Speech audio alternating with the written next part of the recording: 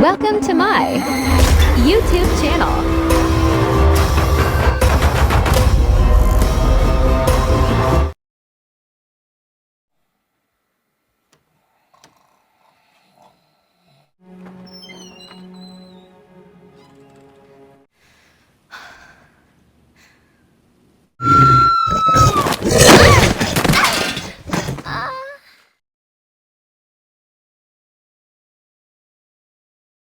Diceritakan seorang nenek yang bernama Kim Suni yang hidup bahagia bersama anak dan cucunya. Suatu ketika dia mendapat sebuah panggilan yang mengharuskan dirinya kembali ke Korea yang membuat kenangan di masa lalu perlahan mulai menghampiri dirinya. Setibanya di bandara Korea, cucunya yang ada di sana sudah menunggu. Lalu kemudian mereka berdua pergi ke tempat di mana ia pernah tinggal sewaktu remaja. Setibanya di sana, cucunya berkata, tempat ini sangat mengerikan. Namun kengeriannya itu adalah awal dari kenangan indah di masa lalunya.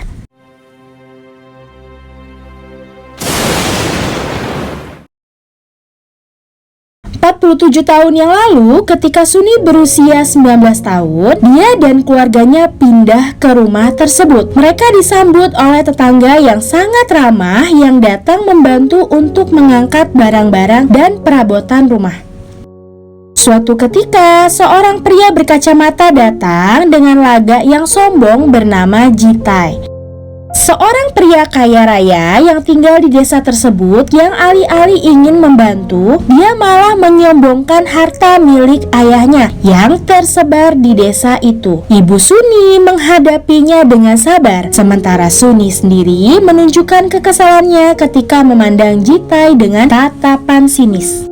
Setelah itu, Ibu Suni mengajak tetangganya untuk makan bersama sebagai tanda terima kasih karena sudah membantu mereka. Saat itu terungkap bahwa ayah Suni telah meninggal dunia 1 tahun yang lalu. Ketika mereka mengobrol, tetangganya bercerita bahwa pemilik rumah sebelumnya meninggal dan konon katanya dia memelihara seekor serigala untuk dijadikan bahan penelitian. Hal itu sempat membuatnya terkejut. Beralih kepada Suni yang ternyata mengidap sebuah penyakit paru-paru, hal itu membuatnya harus putus sekolah dan terpaksa harus belajar mandiri. Percakapan mereka semakin tidak menyenangkan ketika Ibu Suni bercerita bahwa keluarganya bisa tinggal di rumah itu karena bantuan seseorang yang ternyata Jitai telah membelikan rumah itu untuk mereka. Di malam hari, Suni menangis karena merasa putus asa dengan penyakitnya itu. Suatu ketika, dia mendengar sesuatu di luar rumah dan ia pun memeriksanya seorang diri karena ibu dan adiknya tertidur lelap. Ketika dia memeriksa gudang, sosok mengerikan muncul di hadapannya. Suni pun berteriak ketakutan saat makhluk mengerikan itu melompat ke hadapannya dan melarikan diri. Tidak lama dari itu, ibu dan adiknya terbangun, tetapi Suni tidak menceritakan apapun ketika mereka bertanya apa yang sudah terjadi. Keesokan harinya, Suni dan ibunya melihat sesuatu di balik bongkahan kayu. Ternyata itu adalah seorang manusia yang penampilannya begitu kotor dan terlihat sangat liar, dan dia menatap tajam ke arah makanan. Ibu Suni mencoba untuk memberikan makanan itu kepadanya, sedangkan Suni terlihat panik dan meminta sang ibu untuk membiarkannya pergi. Namun, dia mengelak dan memberanikan dirinya untuk memberikan makanan itu. Lalu dengan rakus anak laki-laki itu melahap makanannya hingga habis tak tersisa. Tidak lama dari itu, Ibu Suni melaporkannya kepada polisi dan berkata bahwa dia anak hilang yang tidak bisa berbicara. Karena informasi yang terbatas, polisi menjelaskan bahwa mereka tidak bisa berbuat apa-apa. Selain itu, panti asuhan juga tidak akan menerima anak remaja tinggal di sana. Polisi meminta untuk mengusirnya saja, namun Ibu Suni yang tidak tega memutuskan untuk menjaganya sementara waktu sampai dia bisa menemukan panti asuhan yang mau menerimanya. Layaknya seorang ibu, dia memarahinya, memandikannya, dan memberikannya makan. Sifatnya yang liar itu membuat Suni marah dan merasa tidak nyaman. Suatu ketika, Suni bermaksud untuk mencari barangnya di dalam kerdus yang tertimbun. Dan Suni panik karena anak laki-laki itu tiba-tiba mendekatinya. Ternyata dia hanya bermaksud untuk membantunya. Dan setelah itu Suni memberinya jagung rebus sebagai tanda terima kasih. Tak lama dari itu, Jitai datang menghampiri Suni dan merayunya. Ternyata pertolongan Jitai selama ini hanya karena rasa ingin memiliki, bukan karena tulus ingin membantu mereka. Saat itu, dia memaksa Suni untuk mengucapkan salam perpisahan kepadanya yang akan pergi ke kota untuk beberapa hari. Namun, tiba-tiba Jitai merintih kesakitan ketika anak itu meremas tangannya dan menatapnya dengan penuh amarah hingga membuatnya pergi ketakutan. Sejak saat itu, Suni menyadari bahwa anak itu adalah laki-laki yang baik. Kejadian itu membuat Suni sedikit melupakan penyakitnya. Keesokan harinya, Suni bertanya kepada sang ibu kemana perginya anak itu.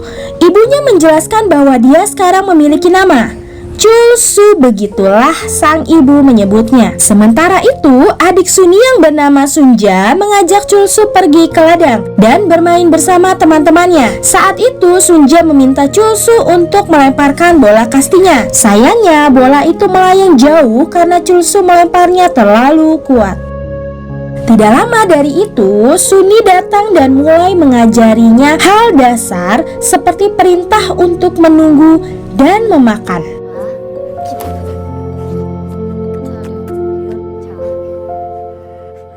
기다리라고 이 멍청아.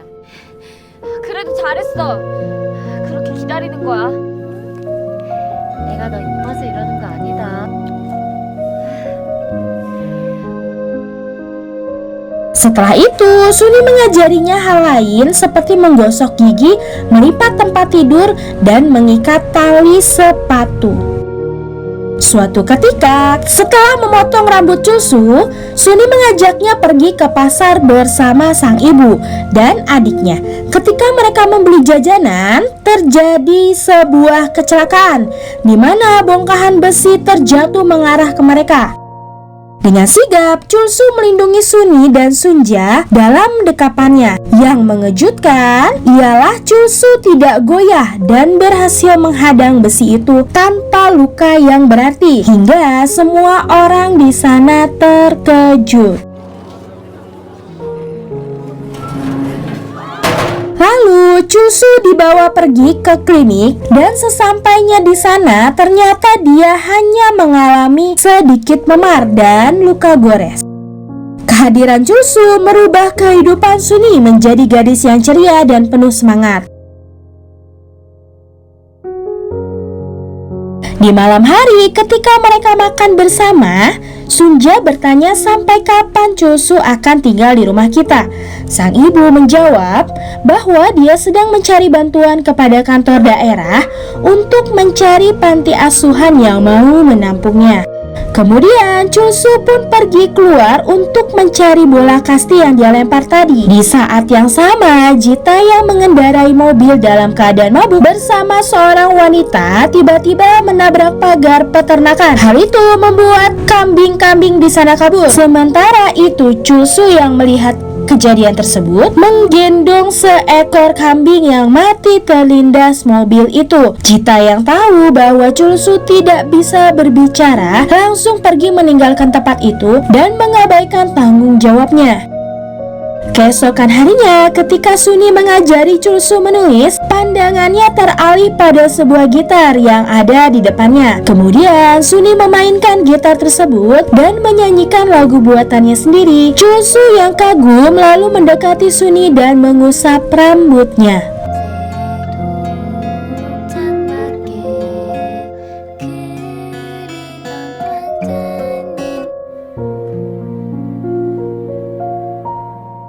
Tidak lama dari itu, ada sebuah panggilan telepon dari kantor desa yang memberi kabar bahwasannya mereka sudah menemukan tempat tinggal untuk Chulsu. Namun, dengan cepat Suni menolak tawaran itu dan menutup teleponnya.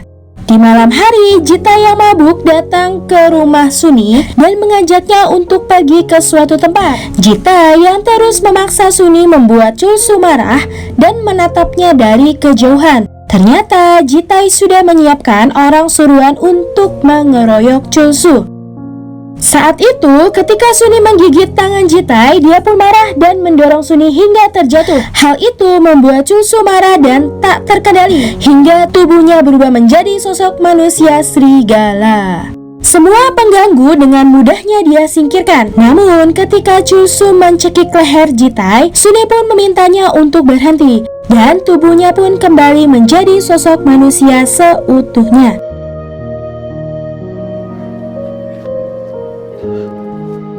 Setelah kejadian itu, Jitai melaporkannya kepada polisi. Namun, Suni menutupi hal itu dengan berkata bahwa Jitai lah yang datang dan mengganggu mereka. Ketika Jitai mengancam akan mengusir mereka dari rumah itu, Suni mengungkapkan semuanya dan berkata bahwa kekayaan yang Jitai miliki tidak lain dan tidak bukan berkat mendiang ayahnya dulu. Dengan kata lain, Jitai ini hanyalah seorang yang mencuri aset perusahaan dan hidup dengan harta yang bukan haknya. Mendengar hal itu, Jitai mengamuk dan merusak barang-barang yang ada di sana, termasuk gitar milik Suni. Karena keributan itu, mereka semua pun dibawa ke kantor polisi. Namun, karena tidak adanya bukti yang bisa menjelaskan dan ditambah lagi tindak kerusuhan yang diperbuat Jitai, polisi meminta mereka untuk berdamai dan melupakan masalah ini. Setelah kejadian itu, Jitai sebagai pemilik rumah menuntut agar Chulsu dikurung di dalam gudang. Di saat yang sama, Jitai menemukan barang-barang dari pemilik rumah sebelumnya dan sebuah kotak yang berisi surat. Karena penasaran, ia membaca surat tersebut yang nampaknya itu bukanlah surat biasa. Lantas, Jitai bergegas mendatangi alamat si pengirim surat tersebut yang bernama Profesor Kang Tai-sik dan memintanya untuk melakukan sesuatu. Sementara itu, Suni bertemu dengan Chulsu di gudang ketika ibu dan adiknya tidak ada di rumah. Saat itu, Chulsu memperlihatkan gambar sebuah gitar dan tangan yang mengisyaratkan agar Suni memainkannya lagi. Sayangnya, gitar tersebut sudah hancur. Kemudian, Suni menunjukkan hal lain sebagai gantinya. Saat itu, dia menunjukkan sebuah buku cerita dan meminta agar Chulsu membacakannya kelak jika dia sudah mempelajari huruf dan kata-kata. Setelah itu, mereka berdua pergi keluar dan Suni mengajak Chulsu berlari ke suatu tempat, tapi sayangnya dia melupakan penyakit paru-parunya itu yang tiba-tiba kambuh dan membuat dirinya pingsan.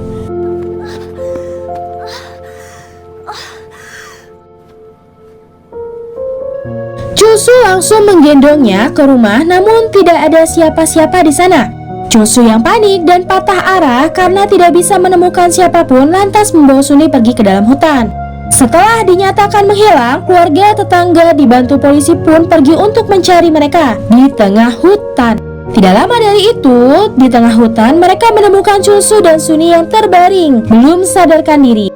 Mengetahui bahwa Chulsu bukanlah manusia biasa, mereka pun mengepungnya lalu menangkapnya dan mengikatnya.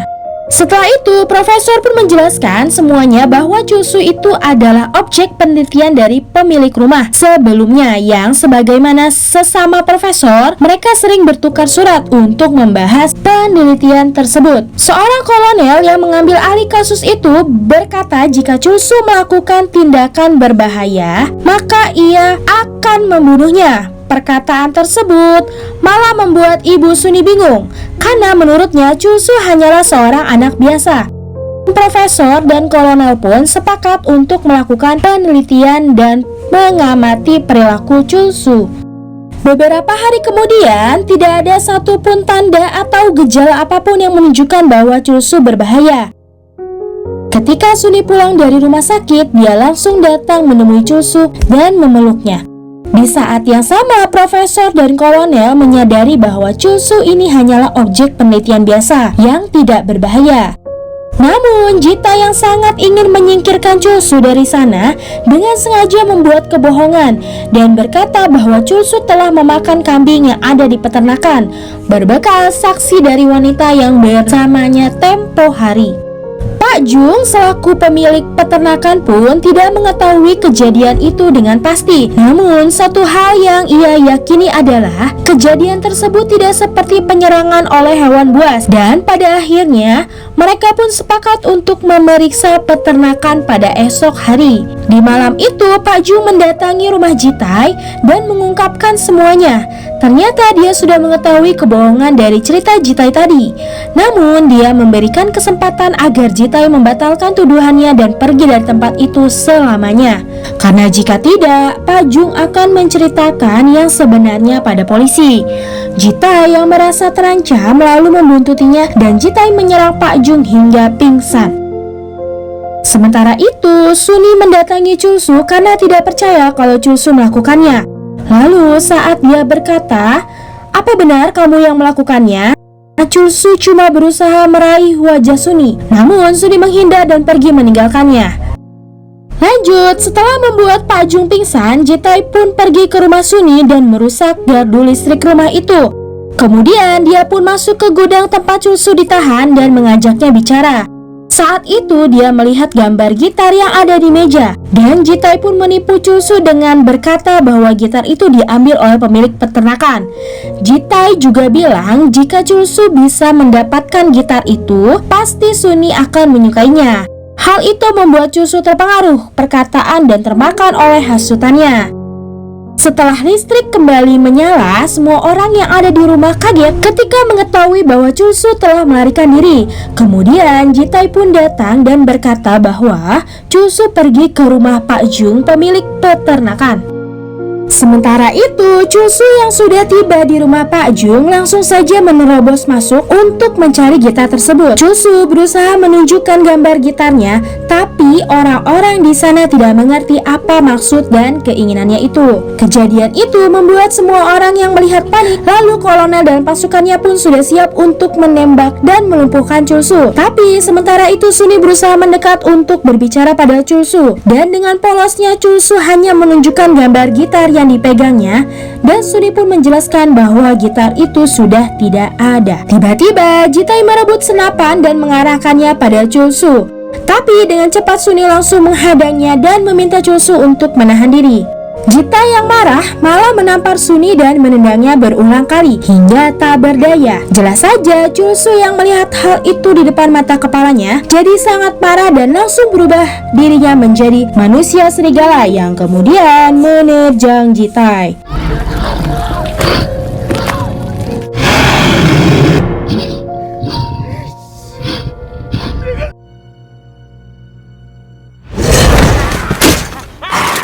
Setelah Chulsu menghabisi Jitai, semua orang pun terdiam, tidak menyangka dengan apa yang telah mereka saksikan. Menyadari perbuatannya itu, Chulsu berlari menggendong Suni dan pergi ke tengah hutan. Chulsu membawa Suni ke suatu tempat di hutan, dan ketika Suni melihat luka di kaki Chulsu, ia pun berusaha menutupinya sambil berkata, "Sekalipun kau adalah monster, itu bukan masalah bagiku." Keesokan paginya, menyadari bahwa kolonel dan yang lainnya akan datang, Suni meminta Chulsu untuk pergi dan bersembunyi. Chulsu yang terus mengikutinya membuat Suni menangis dan ia pun terpaksa harus memarahinya, menepis tangannya dan menampar pipinya. Ketika Chulsu menatapnya untuk pertama kalinya, dia berkata, "Jangan pergi." Hati Suni pun hancur seketika. Namun dia harus tetap pergi karena itu adalah jalan terbaik untuk menyelamatkannya. Setelah Suni ditemukan, kolonel pun bertanya kemana perginya Chulsu. Namun Suni tak berkata apa-apa sedikit pun. Kemudian profesor juga membujuk kolonel untuk menghentikan ekspedisi tersebut, karena jika terus dilanjutkan, publik akan mengetahuinya. Dan setelah kejadian panjang itu, Suni dan keluarganya memutuskan untuk pindah rumah. Tapi sesaat sebelum dia pergi, Suni menyempatkan dirinya pergi ke gudang dan meninggalkan surat untuk Chulsu. Sembari menahan nangis, dia pergi dan meninggalkan rumah itu bersama keluarganya. Dan kembali di masa sekarang, ketika perusahaan Jitai bangkrut, rumah itu sempat dimiliki Ibu Suni. Dan setelah ibunya tiada, rumah tersebut diwariskan kepadanya. Untuk terakhir kalinya, ia memutuskan untuk bermalam di rumah itu. Ketika sedang tidur, Suni terbangun dan terus mengenang masa lalunya itu. Tak lama kemudian, Suni menemukan sebuah permen di sela-sela kursi, dan seketika ia teringat dengan Chulsu yang suka menyembunyikan makanan. Lalu tiba-tiba ia mendengar sesuatu dan Suni pun berinisiatif untuk pergi keluar dan menuju ke arah gudang. Ia melihat pintunya telah terbuka dan ketika ia memasukinya, gudang tersebut penuh dengan tanaman. Suni terus berjalan menuju ke ruangan yang ada di dalamnya dan ketika ia membuka pintu itu, ternyata Chulsu ada di dalam dan menunggunya. Selama ini Chulsu masih menyimpan surat Suni dan juga memperbaiki gitarnya yang hancur.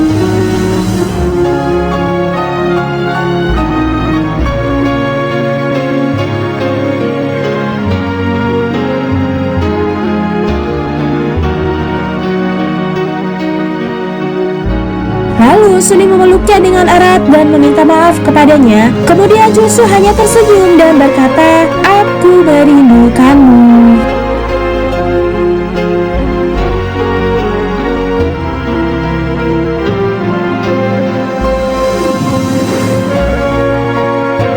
Setelah itu, Chulsu menepati janjinya untuk membacakan buku cerita yang sempat diberikan Suni kepadanya dahulu. Dengan senyum bahagia, Suni tertidur lelap setelah mendengarkan cerita yang dibacakan oleh Chulsu. Keesokan harinya, ketika Suni terbangun, Chulsu sudah tak ada bersamanya. Dan film pun berakhir dengan kepergian Suni dan Chulsu melihatnya dari kejauhan.